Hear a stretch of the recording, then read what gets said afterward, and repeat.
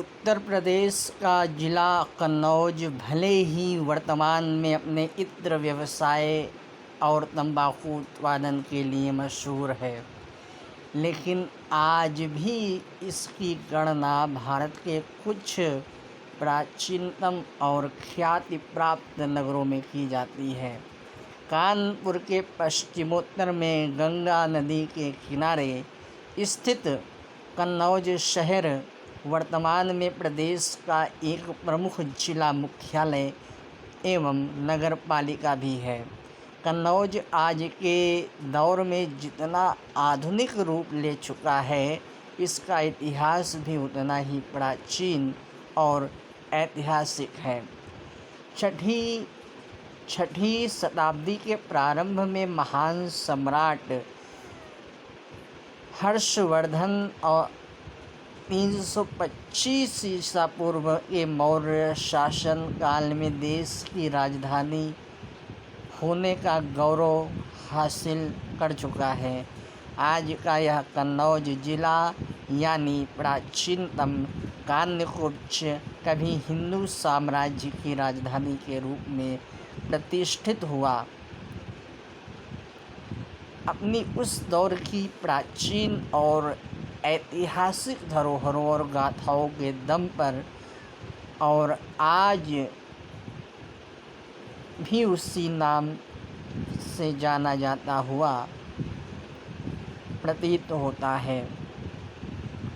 वर्तमान में भले ही हम कन्नौज को इसके इसी आधुनिक नाम से जानते हों, लेकिन यह इसका असल नाम नहीं है, बल्कि इसका असल नाम तो कान्यकुब्ज है, जो रामायण और महाभारत जैसे विश्व प्रसिद्ध ग्रंथों में भी मिलता है। कान्यकुब्ज नाम का वह प्राचीन नगर मात्र आज के कन्नौज शहर की सीमाओं तक सीमित नहीं था, बल्कि यह आज के कन्नौज के आसपास वाले क्षेत्रों तक भी फैला हुआ था। अब अगर हम बात करें कि इसके नाम के विषय में, आखिर कन्नौज को इसका यह नाम कब और कैसे मिला, तो इस विषय में हमें मात्र 500 या 1000 वर्षों का इतिहास नहीं, बल्कि युगों युगों के पौराणिक और धार्मिक ग्रंथों के साक्ष्य मिलते हैं, जिसमें सर्वप्रथम तो यह है कि वर्तमान कन्नौज का वह प्राचीनतम कान्यकुब्ज नाम संस्कृत के दो शब्द कन्य अर्थात कन्या, कुब्ज अर्थात कुबड़ी से मिलकर बना नाम है।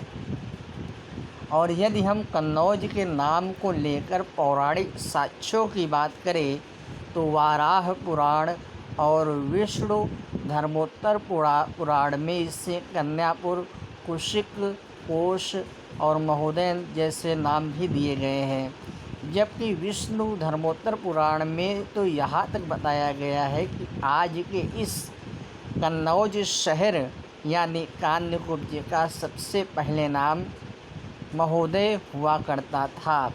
इसी प्रकार महाभारत में आज के इस कन्नौज यानी प्राचीन कान्यकुब्ज नगर का उल्लेख महर्षि विश्वामित्र के पिता राजा गाध की राजधानी के रूप में है। हालांकि उस समय कान्यकुब्ज दक्षिण पांचाल नगर का एक हिस्सा हुआ करता था।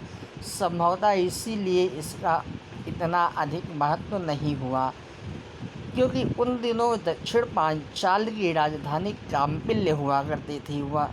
वाल्मीकि रामायण में बताया गया है कि इसी कन्नौज का यानी कान्यकुब्ज नगर का नामकरण कुब्जा कन्याओं के नाम पर हुआ। संस्कृत में यह दो शब्द कान्य यानी कन्या, कुब्ज अर्थात कुबड़ से मिलकर बना है। कन्नौज में को इसका वह प्राचीन नाम यानी कान्यकुब्ज कैसे मिला, इस विषय में रामायण में भी लिखा है कि राजर्षि कुशनाभ को घृताची नाम की अप्सरा से 100 कन्याएं हुईं।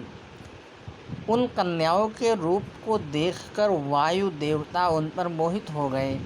उनके सामने विवाह का प्रस्ताव रख दिया, लेकिन उस प्रस्ताव के उत्तर में उन कन्याओं ने कहा कि वे अपने पिता की आज्ञा के बिना किसी भी विवाह प्रस्ताव को स्वीकार नहीं कर सकती, तब वायु देवता ने क्रोध में आकर उन सभी कन्याओं को कुबड़ी होने का श्राप दिया, जिसके बाद उन सभी कन्याओं के कुबड़ आ गए। जिसके बाद इस सबसे अनोखी घटना की चर्चा संपूर्ण संसार में होने लगी और धीरे धीरे यह नगर कन्याकुब्जा नगर यानी कुबड़ी कन्याओं के नगर के रूप में जाना जाने लगा। हालांकि फिर भी उन कन्याओं के पिता राजर्षि कुशनाभ यह सुनकर प्रसन्न हुए कि उनकी कन्याओं ने उनका सम्मान रखा। उसके बाद राजर्षि कुशनाभ ने अपनी उन सभी कन्याओं का विवाह काम्पिल्य नगर के राजा ब्रह्मदत्त के साथ करवा दिया और राजा ब्रह्मदत्त के पुनीत पावन संस्पर्श से उन सभी का कुबड़ापन ठीक हो गया। उन्हीं कन्याओं के कुबड़ी होने से इस नगर को कान्यकुब्ज नाम दिया गया। इसके निवासियों को कान्यकुब्ज के नगर के निवासी कहा जाने लगा। कान्यकुब्ज नगर के ब्राह्मण कनौजिया कहलाने लगे। इसी आधार पर यहाँ यह भी माना जाता है कि कान्यकुब्ज ब्राह्मण मूल रूप से इसी स्थान के निवासी है। अब अगर हम इसके आधुनिक नाम यानी कन्नौज के बारे में बात करें तो पता चलता है क्योंकि प्राचीन काल के उस दौर में संपूर्ण भारत में राष्ट्रीय भाषा के तौर पर संस्कृत का प्रचलन था और संस्कृत ही बोली जाती थी, इसलिए हर शब्द का उच्चारण एक ही हुआ करता था। इसलिए संपूर्ण देश के किसी भी भाग के किसी भी नाम के उच्चारण में कोई अंतर नहीं था।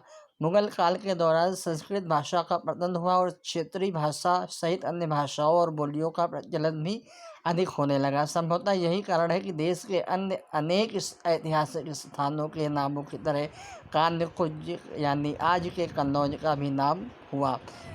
समय के साथ साथ भाषाओं के उच्चारण और संवाद शैली यानी आम बोलचाल की भाषा की सरलता के चलते आम आदमी के मुख से कान्यकुब्जा से या कन्याकुब्जा हुआ, कन्याकुब्जा से कन्नौज हुआ, फिर कन्नौज हो गया।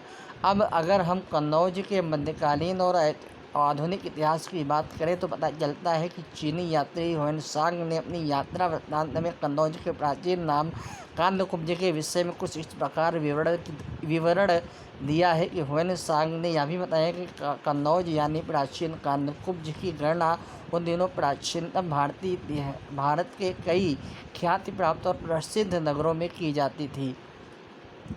ह्वेनसांग ने अपने यात्रा वृत्तांत में मौर्य शासन के उस कन्नौज के बारे में बताया कि इस प्रकार से यह एक विकसित सभ्य और शिक्षित नगर हुआ करता था। ह्वेनसांग ने यह भी लिखा है कि यहाँ कई विश्व प्रसिद्ध मंदिर हुआ करते थे, जिनमें शिव और सूर्य के प्रसिद्ध मंदिर प्रमुख हैं। इसके अलावा ह्वेनसांग ने यहाँ कुछ बौद्ध विहार होने का भी जिक्र किया है।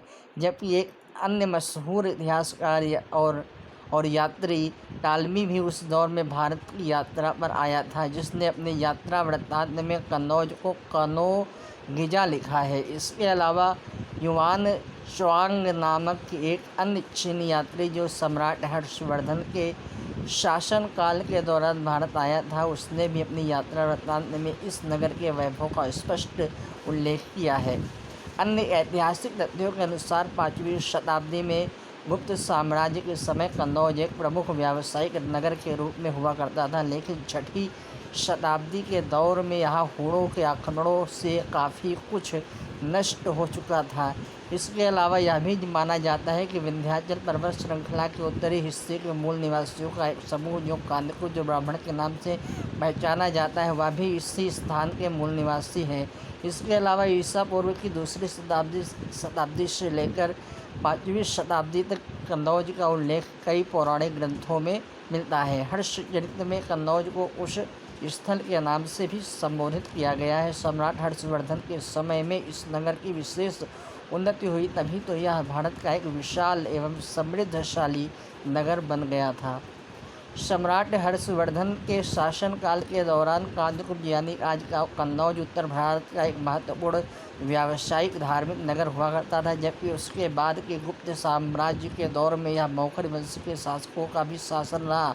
उन्होंने भी 5वीं-6वीं शताब्दी में कन्नौज को अपनी राजधानी बनाकर शासन किया। सम्राट हर्षवर्धन के बाद कन्नौज पर अधिकार जमाने के लिए उत्तर भारत के गुर्जर प्रतिहार शासकों और पूर्वी भारत के पाल राजाओं के बीच कई बार छोटे बड़े संघर्ष होते रहे, जिसमें प्रतिहारों का पलड़ा भारी रहा। कन्नौज पर प्रतिहार शासन कायम होने के बाद यह एक बार फिर से विशाल साम्राज्य की राजधानी बन गया और यहाँ से फिर से अनेक नए हिंदू मंदिरों का निर्माण कराया गया। प्रतिहार शासन के दौरान अनेक छोटे बड़े मंदिरों के अवशेष हमें आज भी कन्नौज तथा उसके आसपास के क्षेत्रों में देखने को मिलते हैं। हालांकि मुगल काल के दौरान इन स्थानों में अधिकतर पर अतिक्रमण हो चुका था, उनके अवशेष भी अब लगभग ना के बराबर रह गए हैं।